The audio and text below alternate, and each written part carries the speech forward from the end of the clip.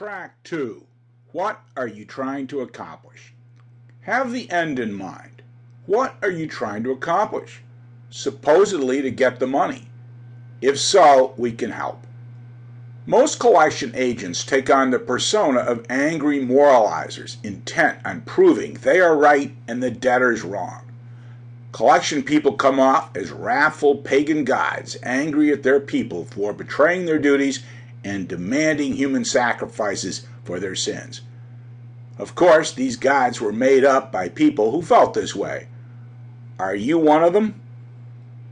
Then they follow up with the old-fashioned, we'll hammer you into the ground approach, despite that being a well-known play that everyone has now experienced several times, including even young adults. So the wrath is irritating at a minimum and upsetting at worst. The old nasty play out of the tattered playbook doesn't work anymore. So what do? Get a new play. First, you must have the end in mind. What are you trying to accomplish?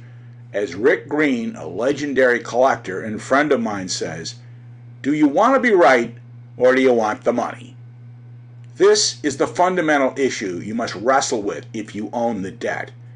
Do you want to prove others wrong or do you want the money? Many supposed tough guys laugh at this and say, of course I want the money. If so, act that way. Why are you not working with the debtors as opposed to hammering them? With that, the collectors are like a huge sporting fish on a line. They are often running about how the debtors are wrong and they shouldn't and so forth and so on. That's wanting to be right. The debtors should know. They should bow down. They should apologize, etc. and so on. That's wanting to be right. If you want to be right, you increase your odds of the debtors doing unto you what you are doing to them. Aggressive, angry, hang-up behavior with the end game of bankruptcy filing where you get virtually nothing. We can't help you if you continue to take that approach. You'll continue to be thwarted in your objectives to collect money.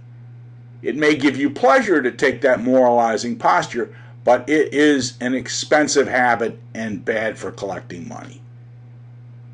You can browbeat them and threaten to destroy their credit, all for the price of not collecting your debt, or certainly not as much of it as you otherwise might.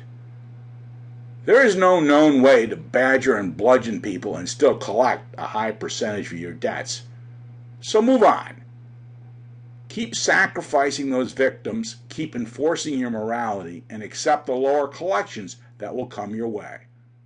Or try an approach that will get you a higher collection rate.